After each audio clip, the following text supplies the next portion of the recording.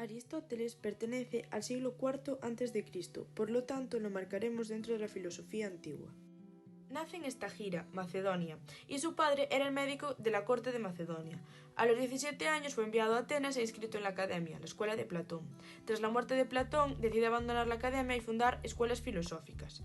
Poco después se le encomienda la educación del hijo de Alejandro Magno, y cuando éste llega al poder, Aristóteles vuelve a Atenas y funda una escuela en un gimnasio público, llamada el Liceo. Este impartía las clases en el patio y sus discípulos recibían el nombre de peripatéticos. Con la muerte de Alejandro Magno, en Atenas se produce una revuelta contra el poder macedonio, y Aristóteles tuvo que huir.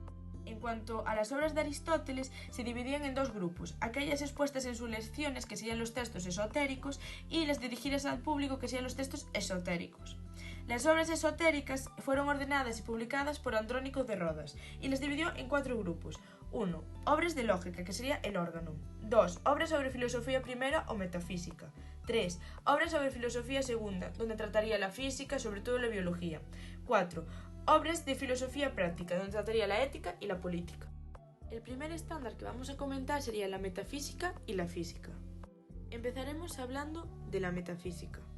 Empezaríamos con la búsqueda de la filosofía primera, que debido a la ordenación de las obras de Aristóteles realizadas por su editor Andrónico de Rodas, los textos dedicados a la filosofía primera reciben el nombre de libros de metafísica. Y se dividen en 4 grupos. 1. La metafísica es la ciencia que intenta descubrir las causas y los principios supremos de la realidad. 2. La metafísica analiza el ser en cuanto a ser. 3. La metafísica estudia la sustancia. Y 4. La metafísica investiga la sustancia suprasensible, es decir, Dios o la teología. A continuación tenemos la teoría de las 4 causas, que tratan el movimiento, y este se consideraba de forma negativa en la filosofía de Platón, pero para Aristóteles son acontecimientos que cabe explicar de acuerdo a la idea de causa.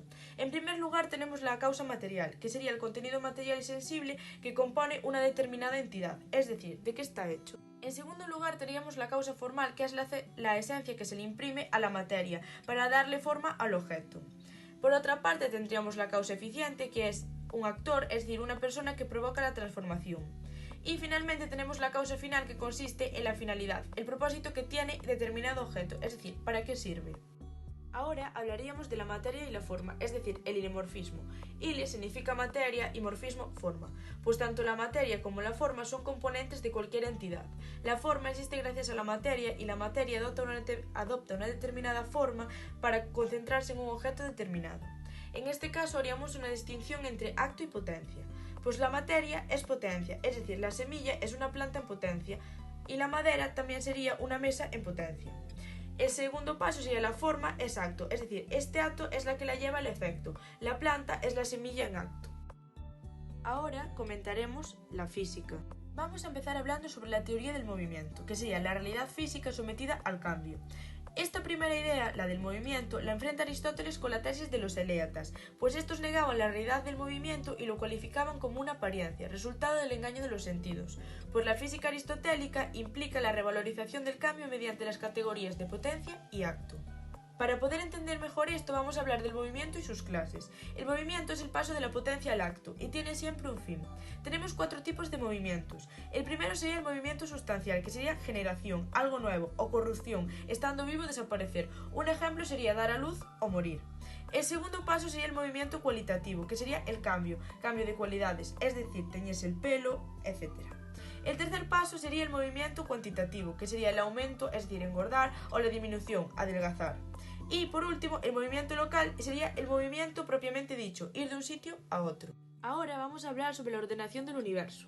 Otro concepto de la física aristotélica es el tiempo, pues resulta imposible la existencia del tiempo sin la existencia del alma. Y Aristóteles piensa que el mundo no se generó ni se puede destruir, y comprende en su inmutabilidad la infinitud del tiempo y todos los cambios que acontecen en él. También expone la concepción del universo, que está formado por una serie de esferas donde la Tierra ocupa el centro. Por lo tanto, este universo se dividirá en un mundo sublunar. Tenemos 2 ámbitos, el ámbito sublunar y el ámbito supralunar.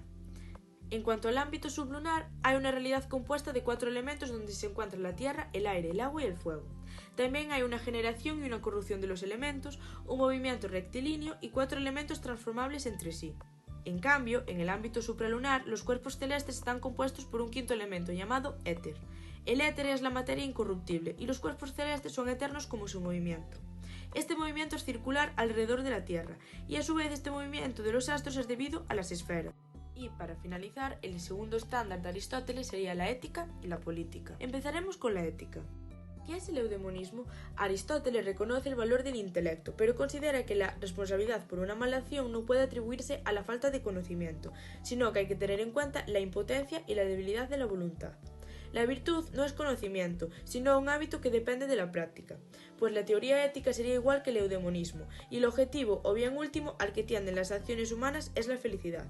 Esta teoría tiene una visión finalista y dice que toda acción tendría un fin establecido y este fin también es buscado como medio para conseguir otro fin diferente al primero. Este fin buscado por sí mismo sería el fin último de todas las acciones y sería la felicidad. Por lo tanto, ¿qué es la felicidad? Aristóteles distingue tres formas de vida, siendo las dos últimas las que nos permiten lograr la felicidad.